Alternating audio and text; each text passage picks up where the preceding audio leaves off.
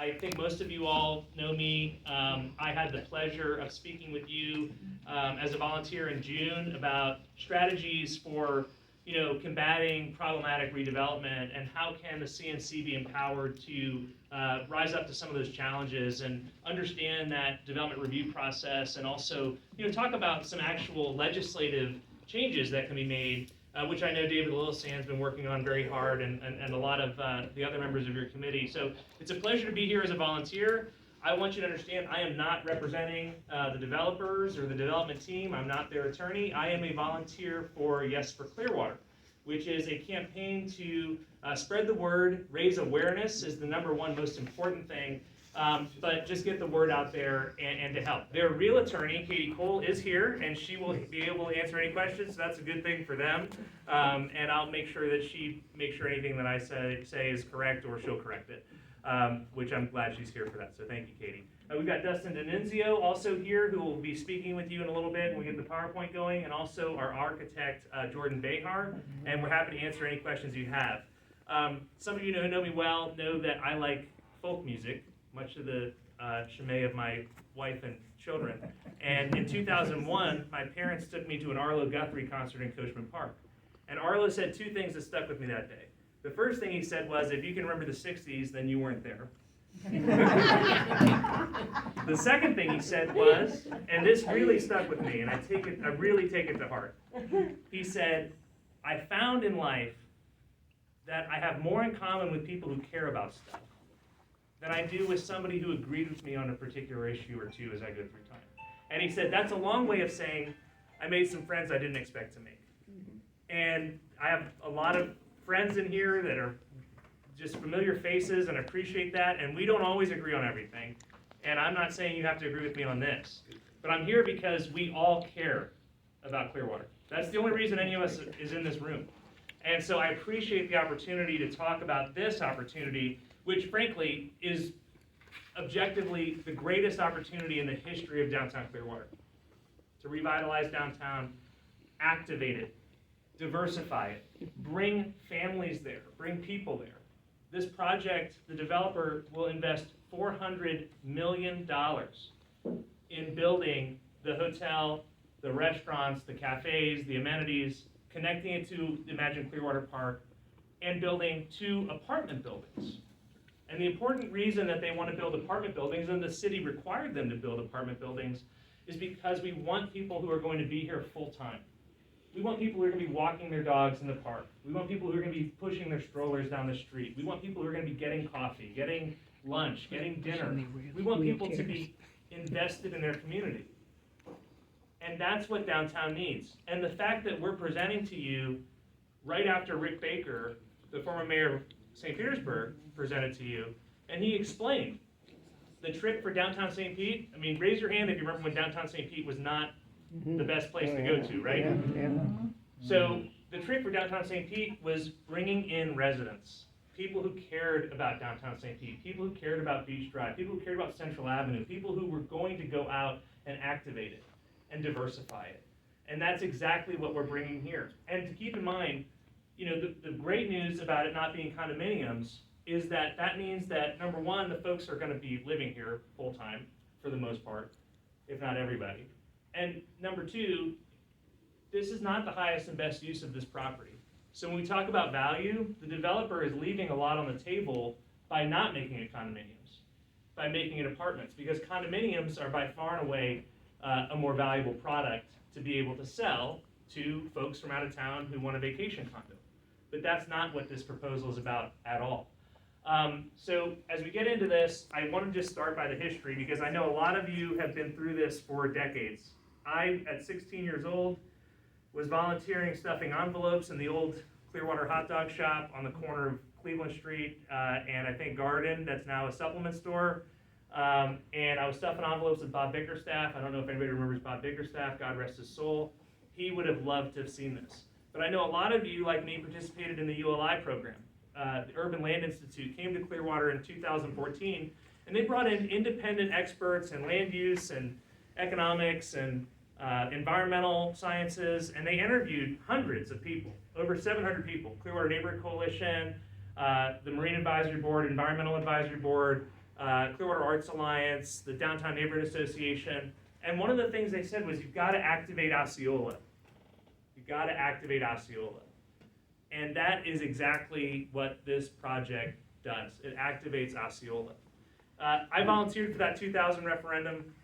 That 2000 referendum was about a movie theater on the City Hall site and a retail center like the Sundial on the Harborview site with Spanish Steps into the park.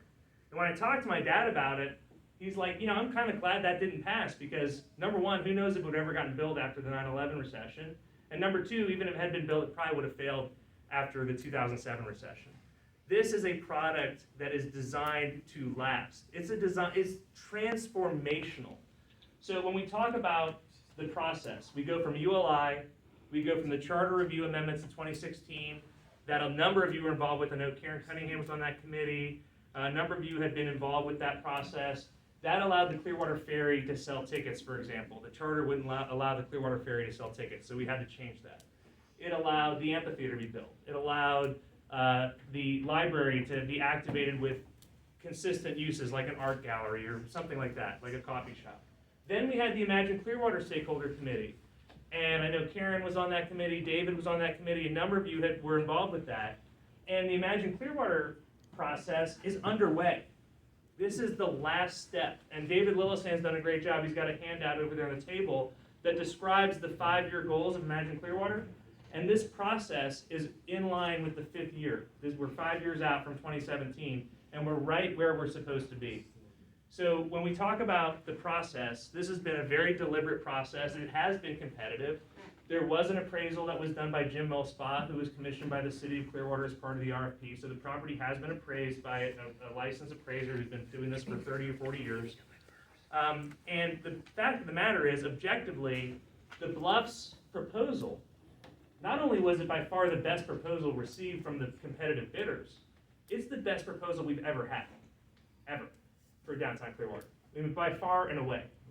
A $400 million investment that will bring, potentially 1,000 or more new families and people to downtown, that will also provide you with public amenities, provide public spaces, most likely a pedestrian bridge connecting the City Hall site to the Bluff site, and will also return underutilized property that currently is not taxed, not contributing anything to the city.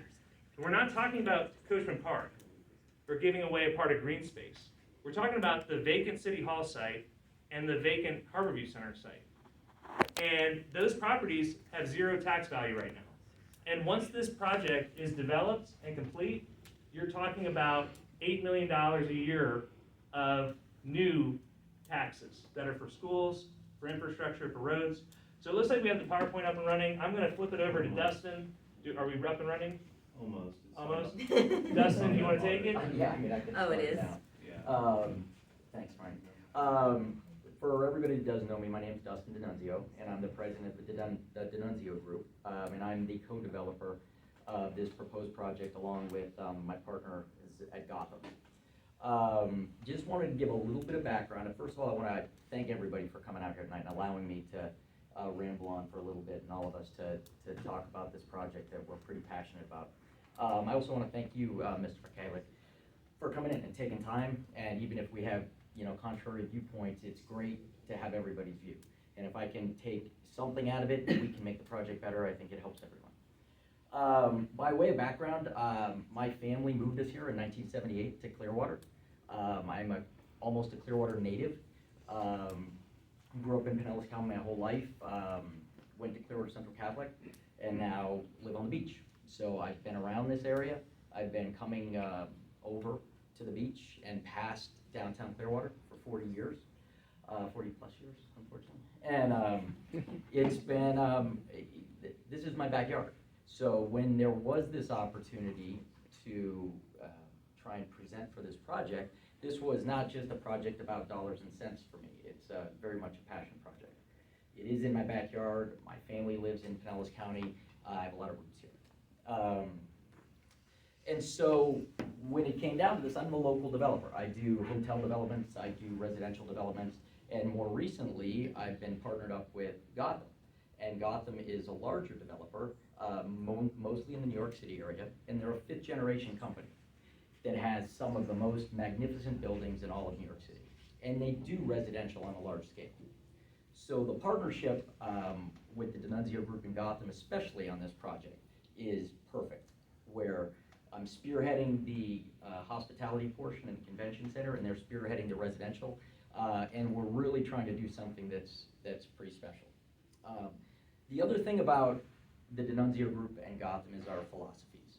We are not developers who come in and build something and sell it. If anybody does. Can we hold questions to the end? I'm sorry, is that okay if we I hold don't know, questions I'm to stuck on convention center and I'm blanking out. the what Harborview you're Center saying. site? Harborview Center? There was a convention center? There was a convention center, Oh. yes, right next to the So it's library. not like this where new thing is that gonna man have is, a if it's convention. Gotham. It's gonna have a function area, yes, Okay. that is, right under the hotel. Oh, okay, Mhm. thank you. It is no Sorry problem. to interrupt. No, it's That's okay. But the fact of the matter is, if anybody wants to research the history of the DeNunzio Group or my family who've been developers around here for 45 years, and or the Gotham organization, we do not sell properties. We build them for generations. They're a fifth generation company. They own their buildings in New York. We own all of the buildings and the properties that we've developed here and in Boston. So we just don't sell. So the idea is, yes, you may need to bring in a new limited party, you may need to bring in a new finance person every now and then, but we are planning to be here indefinitely to run the properties, to make them absolutely the best they can be. We already talked about the purchase price a little bit. We went through a competitive process with two other seasoned developers.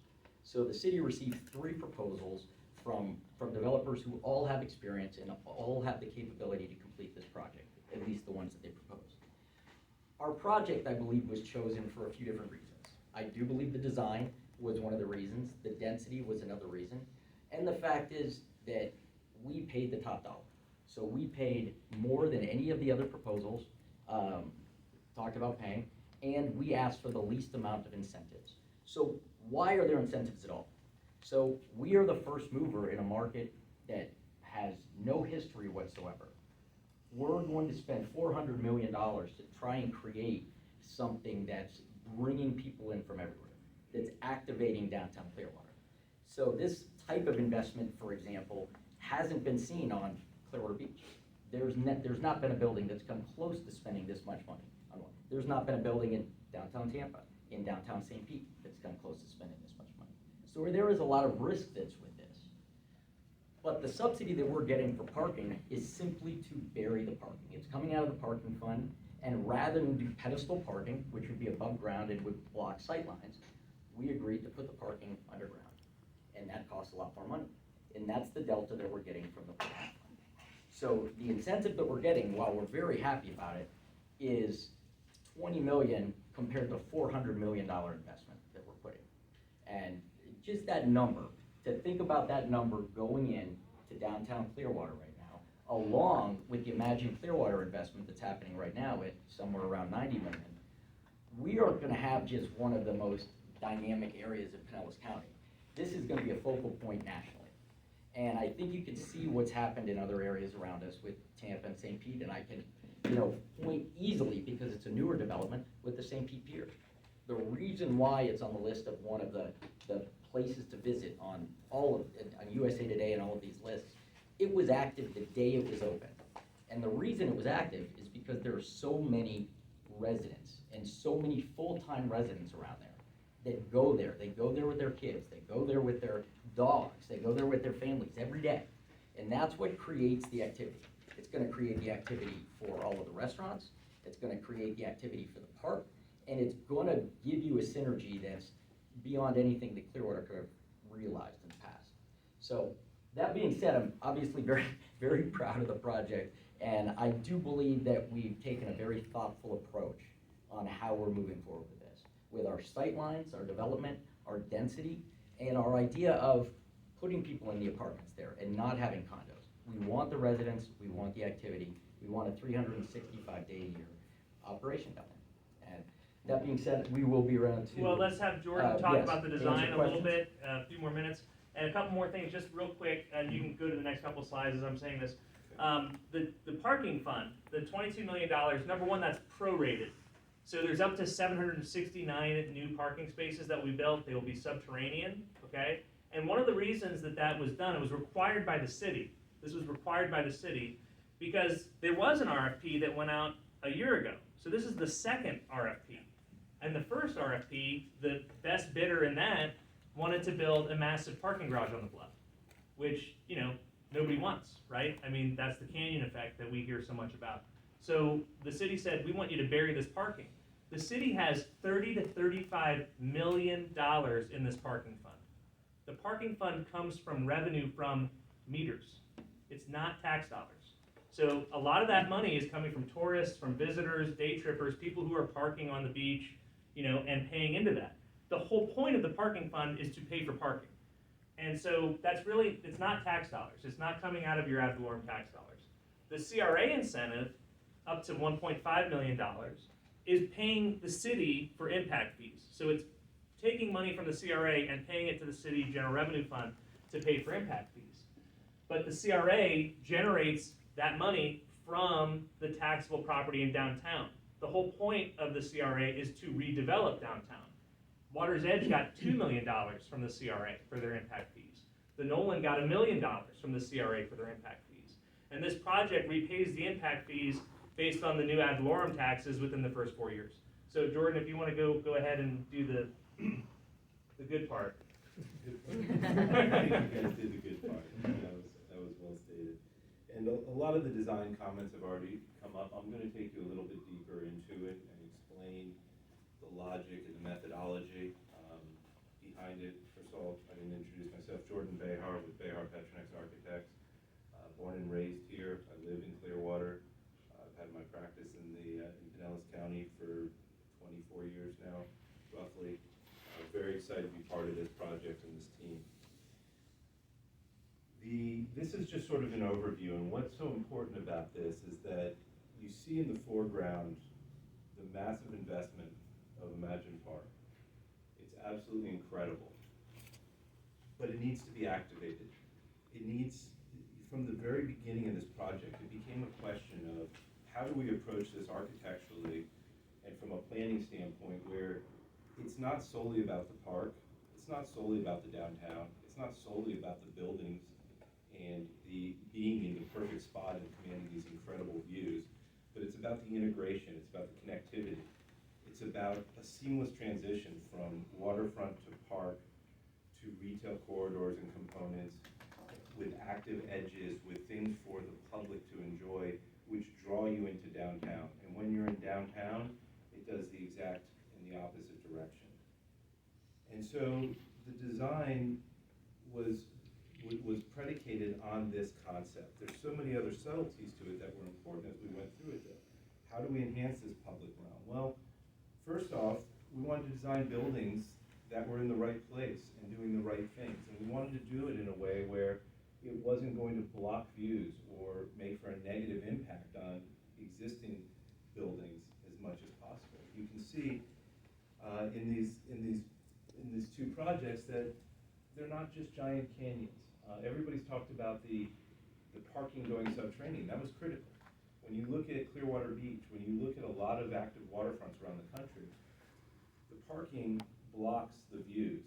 It creates for a poor pedestrian activity zone. It doesn't create an inviting retail experience. It's very, very difficult. So bringing the parking underground, and you'll see in subsequent slides what that can do for you, allows that ground level to be active. Restaurants, retail, cultural activities, all of those elements can occur. And the goal here is to create buildings that get critical mass. Why is there 600 apartment units? Because 600 people as apartments are going to be living there. They're going to be buying things on the streets. They're going to be in the park. They're going to be activating the area. A hotel at the Imagine Park entry by the amphitheater. It's there to bring visitors, to bring guests. It's to engage with the amphitheater. The amphitheater is going to have things on an event basis. It's not going to be every day. These spaces begin to activate not only the park, but they're going to also face and front Osceola and begin to create a perpendicular retail corridor to Cleveland Street to begin to extend it. The program for the Harborview site, it's 158 hotel rooms. We've got 15,000 square feet of retail and restaurants with multiple concepts. We've talked to local entrepreneurs and restaurateurs and people that have been in the community who want to see Clearwater more active, who want to enjoy themselves. They're interested in being here. We've got a 1,000-person conference center, which is really a multi-purpose space that can be for cultural events, it can be for art activities, it can be for private events. But again, it's a reason to activate that area. There's a rooftop bar that will be open to the public. The hotel has a pool and amenity center that's on top of a lower portion that will provide incredible views. And then we've got the park access, and I'm going to go into that on a further slide, again, how we've really thought about how to make this connectivity work. The City Hall site is 600 rental residences in 2 towers, 25,000 square feet of retail and restaurant space. And we put the pool side, the pool amenity and outdoor area on the park side to, again, activate the park. Constant activity. People there, no dead zones, no corners that aren't being activated. And again, the underground parking. This is a good slide because it begins to show you sort of the edges. One of the things that was important in ours is the obvious thing, or most people in a simple way, would orient these buildings north-south so that the majority of the building takes the views to the west. It would command all the sunset views. But we oriented everything east-west as much as possible, and we put gaps between them. The towers are 2 towers oriented east-west, but slightly splayed, and that's again to allow views from downtown through the park. It allows that connectivity. It doesn't just wall it off. And then on the Harborview, the portion of Harborview Center, it steps from a lower 2-story building up to a 13-story building for the hotel. So again, it goes from the park to a commercial space that's a couple stories tall up to a slightly taller, but nowhere near as tall as the other apartment tower. The other thing that you'll notice in here is that we've combined the drop-off and the parking with the library so that we're activating the way that people engage with the library. That's a new connection to the park. It allows it to become 24/7 activity. There can be crossovers. There might even be opportunities to have events simultaneously in both spaces. From the park side, you can see that we're working on a seamless integration. This is a concept at this point beyond anything outside the footprint, but we've got the buildings that have a slope tilted lawn that goes up to a rooftop beer garden that feels like an extension of the park. The walkways, the engagement, the whole idea here is to not quite understand where the park experience ends and where the downtown begins. And our buildings sit in the middle of that and creates all of it. Can you just let me finish with just a couple more slides? Thanks. Same thing on the City Hall site. Again, the idea is to make this feel like a much more seamless transition between the park and the property. And here you're seeing, again, I'm reiterating the same kind of ideas. We've got revitalizing Osceola Avenue into active retail, wider sidewalks, cafe dining, public art, places to gather, improvement of landscape, and maximizing the connection opportunities between the park and downtown, with obviously the added residential density to activate all of this. And these last few are just going to be individual shots looking from, this top one is looking from the hotel pool deck over the beer garden and the park towards the water. The next one below it is looking back from the water, looking towards the 2-story commercial piece and the hotel. The beer garden, again, similar view here, and then also from downtown, from Osceola and Cleveland, looking at the commercial space and the hotel towards the water. On City Hall, we did shift the buildings again. We pulled one closer to the east as it came closer to water's edge. We wanted to give some setbacks and make sure we maintained as much as we could of a reasonable distance from water's edge and keep as many views open for them. There's some beautiful oak trees that we propose to keep and create an urban park on the Osceola sides. That's why there's that urban park and drop-off. Again, trying to find reasons to make the Osceola side just as important as the park side. And here's looking from the north side of the building between Water's Edge and the City Hall site. You can see that even this connection to the park becomes active with opportunities for cafe seating, retail, or other amenities for the apartments. Jordan, you want to stop there? Yeah. So just to recap real briefly before questions, one thing we did not mention as part of the development agreement, which is a 30-year development agreement, which is the maximum term allowed under Florida statute for an initial term, which is why it's 30 years. They went the longest they could go. This will be built to LEED certified silver standards for sustainability, and this will be the first building in the history of the city of Clearwater built to those standards. So it really is, cutting edge. It's an opportunity that when you compare it to what was proposed last year, when you compare it to the other two, when you compare it to what was proposed in 2000, even when you compare it to the Clearwater Marine Aquarium, this is a game changer for downtown in a way that we have never seen in our lifetimes. And I'm concerned as a volunteer who's been involved for more than half my lifetime in this stuff, that if we pass this up, we're not gonna ever get another opportunity like this, not even close. So at that point, I'll probably ask Katie and Jordan and Dustin if they wanna answer any questions. Is that okay? Okay. Carl, do you wanna call on people? You want them to do it? Anybody have any questions, or? Yeah, Well, if I could just go back to Jordan, Yeah. when you had showed, one of the scenes was a number of steps going down into the park.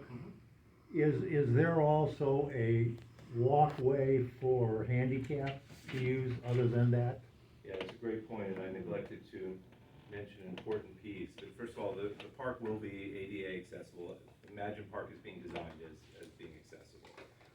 But not only that, we proposed a bridge that connects the two portions of the park.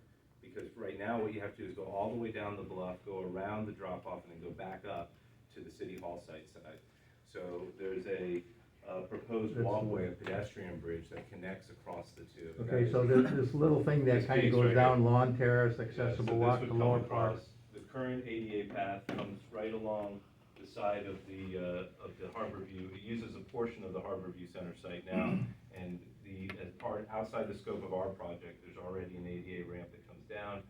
Our goal is to integrate with those forms of accessibility, but do more than that. We really want to make sure that this park is connected and active. We don't want quiet zones, dead zones. As much as it can be activated, the better it is for the entire community.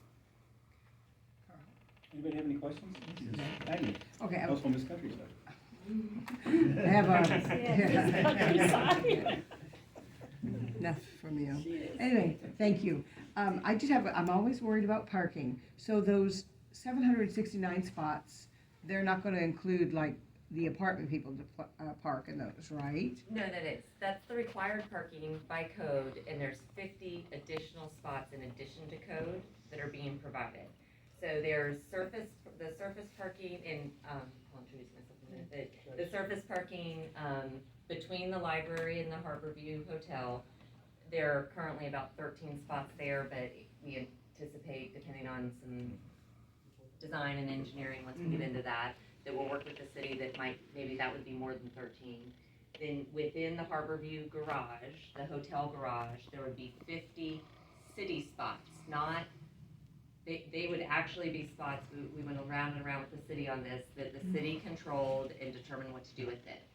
The other parking spots are the required parking per code for downtown. So the 769 spaces, the 719 are required by code based on the calculations in the code. Now, everybody knows, right, that's the bluffs. They're gonna start excavation.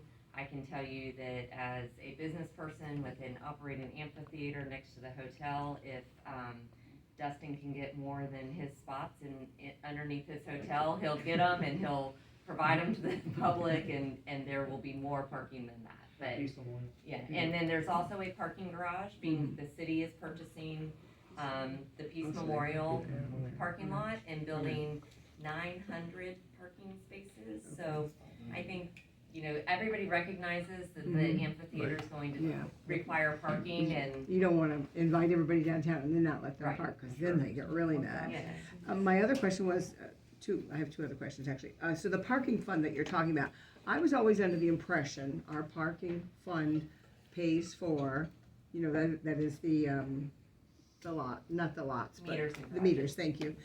Pays for the upkeep of the beach daily, which is one of the things that people love about our beach. And the monies go there. And then the monies go for our lifeguards, because not every beach has lifeguards. So are they gonna all share that money? I cannot answer Mhm. to what it currently pays for. I Mhm. can tell you there's $35 million in the fund available for parking uses in the city. I was gonna So- become a lifeguard, just in case. Yeah. Anyway, and just. But that would be a question for the city. Yeah, chief. that would be a sight, to be honest, but anyway, and who will live in these apartments? Certainly not Joe Blow, and I like the idea, it's not gonna be a condo, and please don't let it be Airbnbs, but that was just a little side there. So who's gonna be able to afford to live in these? What do you think it's gonna cost? Dustin, you wanna answer that? Yeah, I mean, it's very, and it's a good question, it's one that we study as developers, because you have to Know what your figure it out market as you is, try and yeah. figure out what your market is. But we anticipate, we're not gonna have a lot of the sprawling, apartments that, you know, classic Florida is used to. So you're gonna have, we're gonna build more of a contemporary design, and it's gonna invite people, you know, similar to people who are living in downtown Tampa and downtown St. Pete and Dunedin and Palm Harbor and Bel Air, and obviously we'd like to capture a lot of the people that are moving into Florida on a daily basis. I'd like to send them home. Well, we don't plan on, you know, when you look at rents, it's very hard to project this far out, Mhm. but we don't see the market in Clearwater, at least in the near term, commanding the rents that you're seeing in downtown Tampa or downtown St. Pete. So we're not planning for that, although we're trying to do a level of design that emulates some of the better buildings that we. Do you have an apartment for Mrs. Countryside? Absolutely. Hey, I thought it was We worth a hold those in go. reserve, so that's- Thank you so much. Okay. Thank you. So it's difficult to say. And the reason is because it's a little bit misleading, because you might have a two-bedroom that's 900 square feet and a two-bedroom that's 1,200 square feet, or a one-bedroom that's 600 square feet, and all of those rents change. So when I just say a one-bedroom at $1,500 a month or $2,000 a month, it's a very difficult metric to use. So what we can say now is we look around the market and we kind of emulate what's existing in the market right now. So we have to use that as kind of our baseline. We can't use the numbers that they're using in these more developed markets like St. Pete and Tampa. But we don't, you know, it's very difficult to pinpoint to an exact number. So by example, an average service worker in the community that has want ads all over the place probably couldn't afford this. It depends on the size of the unit. I mean, it depends, there are, If you we're know, talking $1,500. I'd have to look at what it is, but, yes. Yes, I often hear references, including tonight, to St. Pete waterfront and Tampa waterfront, which I love to go to. Sure. And I love to hang my hammock up on the waterfront there and read a book, listen to music, ride my bicycle, see all the activity. Safety Harbor is the same way. And downtown Tampa, we go over there, we ride our bikes from downtown Tampa all the way to Ybor City. Sure. But I don't see that here. I see a lot of cement. I don't see a lot of, I don't see any, I mean, it is what it is, and it's beautiful, but I don't see any comparison to the downtown St. Pete waterfront, the Safety Harbor waterfront, or the Tampa waterfront. Yeah, if you can go back to maybe the overview. At the very beginning. Not just quite the beginning, but I actually think that there's an immense similarity. One of the things that great cities do well, just you can go back to that one. Great cities do well is they protect the waterfront for the public. And that's what the city's done. But where's the bicycle path along the waterfront? I don't see it. Inside of Imagine Park. Water But that's bicycle. also Yeah, that's not not what our this project. project Yeah, is. so our No, it's project. not. No, so our project's not in Imagine Park. Good point. So Thank you. what we want to do is, But Yeah. just don't keep referring to Tampa and St. Pete waterfront. This is not Tampa St. Pete waterfront. It's not, Better. It depends what you think is better, but it's not people hanging out kind of friendly. Yeah, I agree. I think that It's great if you live there, if you wanna go to a hotel, you wanna be a tourist, it's wonderful, but if you wanna just hang out, we drive all the way to St. Pete just to hang out for the day. Lisa, You know? what's your question? My question is, I think I already answered it. Okay. Where's the how do you compare this to Tampa St.